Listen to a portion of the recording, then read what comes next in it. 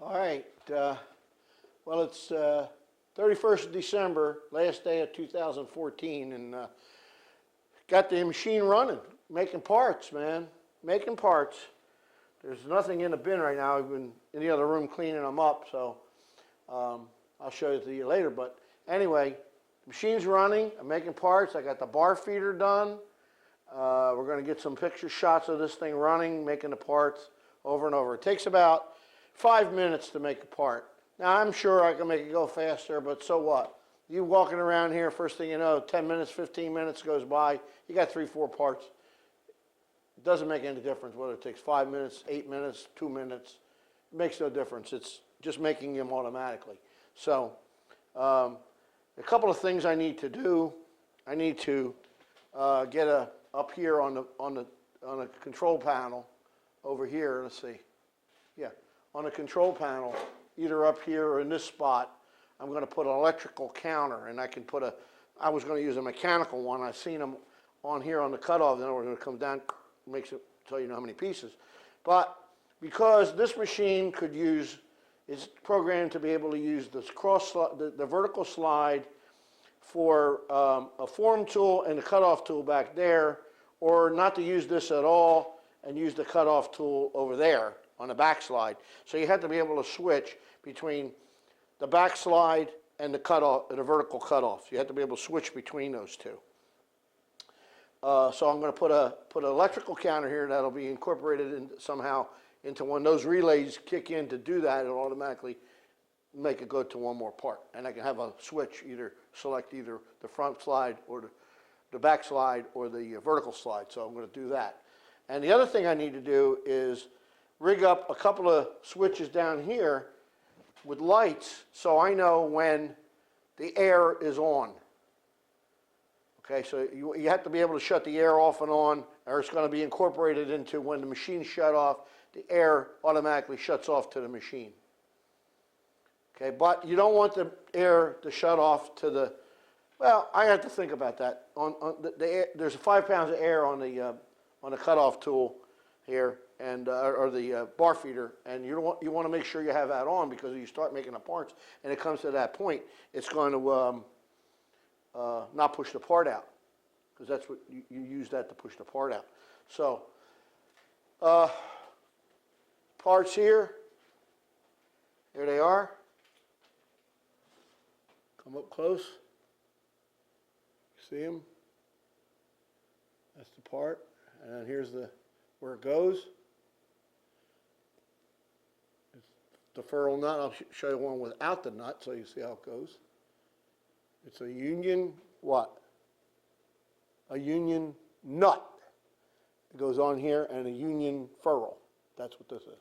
And it's designed to be able to be soldered into a piece of copper tubing, 5/16 copper tubing. Now, somewhere down the line, I might decide to make these so they're threaded.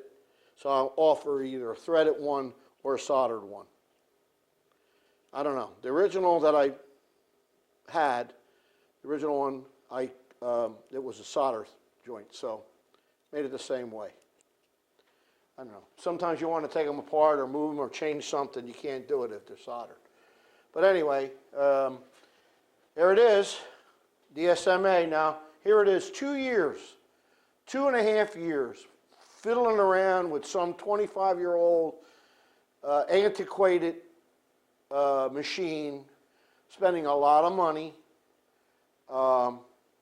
aggravation, decided to change it to Mach, which I probably could have gotten it after a long period of time, but time is important, and I need to get these parts made. I'm losing money not getting the parts made. It's bad enough I had to spend over a month getting this one running, but at least it's running now. But it's 2 years later. And Peter got the machine. I sold it to him, the original Emco Meyer 25-year-old technology machine. The electronics is just 25 years old, G-code and all that. Whereas he's got it hooked up running on Mach, and it's run beautiful. And we're going to get a video of that maybe this Friday, and see if we can get that on part of this series.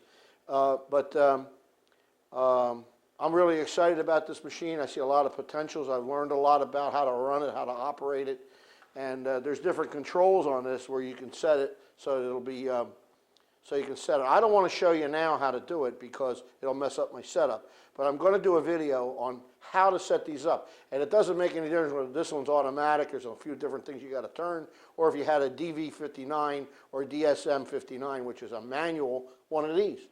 So it's the same kind of setup, except that this one, you have to turn some switches and shut things off. And there's a way that this little handle right here, you turn that, and that station will repeat, it'll stop it from indexing. There's a dog in there. When you turn this, it throws a cam in, and it pushes the dog away. So it'll just go out, come back, lift up, and it'll just come down again, and it won't index to the next station. It'll just keep repeating the same station over and over.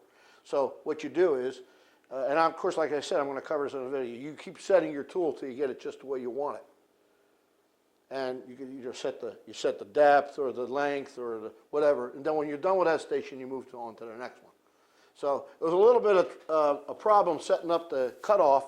There really should be an adjustment this way on this, so I might decide to make up some screws or something in there that I can, some way to move this finely in and out, or maybe I'm not doing it right. I got to read the manual a little more. Now, I got this all done, put the new plastic on there. This thing here, I had to tilt the whole machine this way a little bit, so when the coolant runs down, it's actually oil. When the cutting oil runs down, it doesn't run back there, it runs this way, and I got to put a little dam over here or something to catch it, to push it this direction. I'm a little low on that stuff. I got to, the reservoir holds 8 gallons. I'll buy 5 gallons and put it in there, and that'll be fine. But you can adjust them, of course, with these, and I've got a bunch of these things around, different, make them whatever I want. Different heads on them, you can buy them all. Okay, so got a lot of chips. Making a lot of chips. And I got the air turned off right now, so I don't want to talk over the air compressor, which is up there in front of me up here. So what I'm going to do now is I'm going to turn on the machine, and I'm going to run some parts so you can see how it actually operates and get up close-ups of it. And I'll explain to you as I'm going how it works.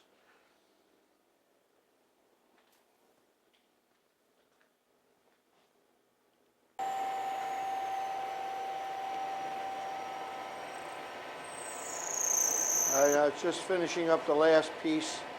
It's going to chamfer it and cut it off, and then we start a new piece. I got the air compressor shut off so it won't run, but I got to come up with another thing on that. Now I'll explain that in a minute. Here's the cutoff. Chute comes out, runs down the piece. That's it. Okay, now this is the start of a new part. Air pressure pushes it out, locks the collet, goes back, starts the spinning. Going to face it off. First thing, faces off. Okay, now it's going to drill. It's going to peck drill. And I try to get the oil run. I need to get more oil on it. I want a little oil on that. And the reason why I'm peck drilling it is to clear the chips, because when it gets down near the bottom, I could probably put 2 pecks in that. It'll save time. It's only rough turning now, just to get some of the metal off.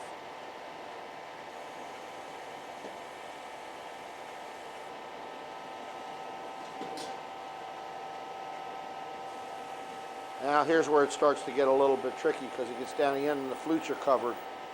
So that's why you got to peck it in that spot. One more cut just to get it back out of the way there. Okay, that's it, done. Go to the next stage. Now it's going to counterbore. That's a 5/16 counterbore with a 1/4 inch pilot on it to follow the 1/4 inch hole I just drilled. Makes it just cutting it just a few thousandths bigger, because you need to have space for the silver solder. So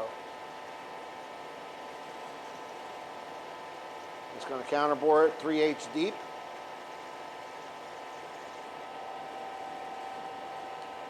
Tool's in the way, can't see it. Now it's going to cut. It's going to turn the first diameter, larger diameter.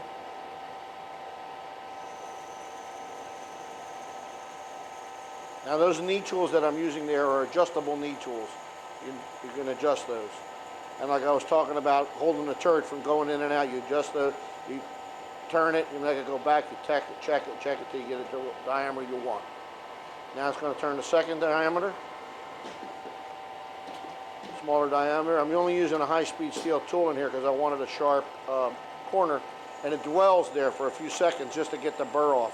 If you can see it, you might see the burr come off.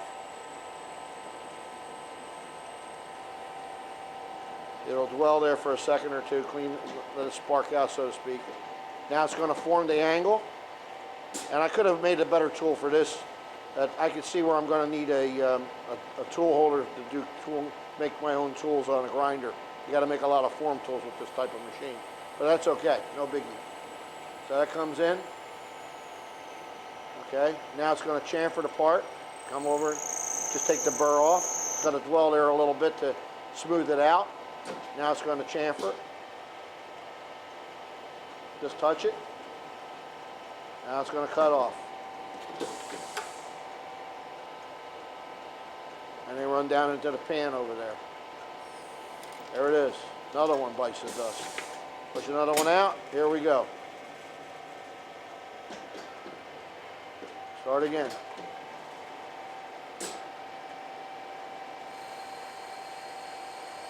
Watch too, why not?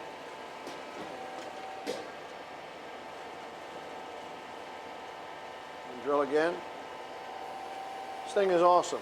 Takes just about 5 minutes to make one, which is no big deal. I can live with 5 minutes. You want to go faster, go get a CNC machine. This will work fine. I can do a lot with this machine. I can make a lot of parts, and the nice part about it is every single one is identical. They're the same. The precision of the Hardinge machines is impeccable. It's absolutely awesome. And the spindle, you hear how smooth that runs? That noise you're actually hearing is the hydraulic pump running. It's not the machine. Now I'm going to have to turn the air compressor on because I'm starting to lose air pressure. All right, well that's the operation of it. I still have the hydraulic pump on. I didn't want to kill the whole thing altogether because I'm not sure if it'll index incorrectly. So I've got it turned off for the machine itself. I had to push this red button here.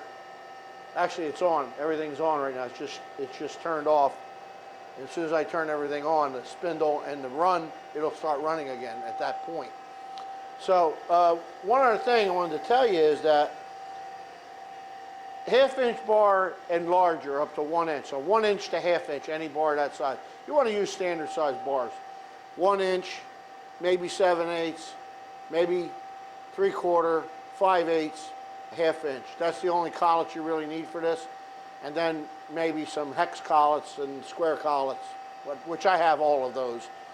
But in fact, I'm going to be making T-bolts for my air compressors, and they're going to be 1/8 by 1/4. So I had to get a special collet for that. It's expensive, but Hardinge makes them. And we can make the T-bolts. But one thing I want to say is that I'm going to make, Hardinge sells one. It's a bar feeder. It's about that long for small bars and short bars. But I saw one on Craigslist, brand new, $920, which is a little bit more than I want to spend. So I thought to myself, well, maybe I can make one. And back in the day, years ago, Manhattan Supply, MSC, when they were Manhattan Supply, MSC, they had a sale one day, and I went over there, and I got all this stuff. I think, no, in fact, it was an open house, and they give you a care package, a big bag full of stuff, and it was all of these parts for the flexible joint things for the coolant, and I got a ton of them. I've saved them all these years, and in that was this rotary joint. This is actually a rotary air joint made by Schrader, and I got a price on it, $5. Now, that thing's probably a couple of $100. So what I could do with that is make a short bar feeder to do, say, 4-foot or 3-foot bars, and have this on the end so that the bar feeder, instead of having it stationary, rotates with the part with a big ball bearing or something. So the whole bar feeder rotates, and it passes on into here, inside the collet, which it could be like 3/4 of an inch at the most. It doesn't have to be any bigger than that because you're not going to use it with short pieces, or I'm sorry, bigger than half inch, you can use it with this. Anything smaller than half inch, even 3/8 will probably work in this. But you start getting down a 1/4 inch and smaller, with the bars are real long, they start whipping around in there and make a big mess. So I'm thinking, real small stuff, you got to have some other type of feeder. So I can make one out of this. I'm not going to spend $920 so I can make the thing. It's nothing more than a piston. 5 pounds of air pushes it out. Even a couple pounds, you don't even need any more than that. So I'm going to work on making that thing. And then the other thing I discovered when I had the machine running here, I turned the air compressor off and I did about 4 pieces. So that's about 20 minutes without the air being on, and that's all it dropped. So what I'm going to do is rig up electrical solenoids. I'm going to have them on here anyway to turn the air off and on from the front panel. And I can rig up a timer on that every, say 10 minutes, it turns on, there's 30 seconds or something, builds the air up, shuts off, and then it'll run. It'll stop the compressor from running all the time. Because any leaks or any kind of leaks or anything, the air is leaking out and is making the compressor run a lot.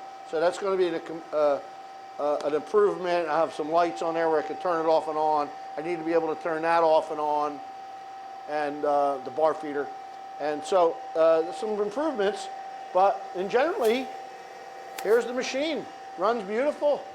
So happy about it. And finally, after 2 years, I'm finally getting something going.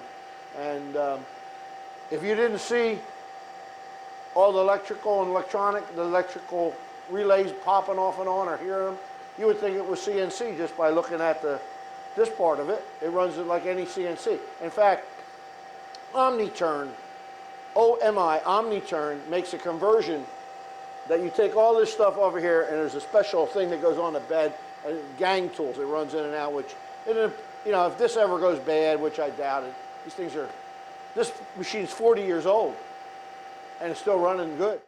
Here it is, Hardinge DSMA automatic screw machine, working beautiful after a month, and about to make all kinds of nice parts with it. And when I make a different part, I'll come back and show you how I made that part and so on. I'm going to do a video on how to set up the tooling. And want to wish everybody a happy new year. 2014 has been real good for me this year. We got we must have developed 20 different products this year. So this year coming, 2015, is going to be another banner year. We got the headlight coming soon. Of course, these finally are going to be made, the starter valves. And I'm really considering doing an injector now because the machine is so accurate. And now, of course, I got the little GO704 that I'm going to be converting to a CNC to make some repetitive parts is what I want it for. So we're doing hex and small parts. And maybe as I goes along and I find other uses for it, I'll do other things with it. So thanks for watching my videos. Please subscribe. I hope you enjoy them. And we'll see you again on the next video in 2015. Thanks again for watching.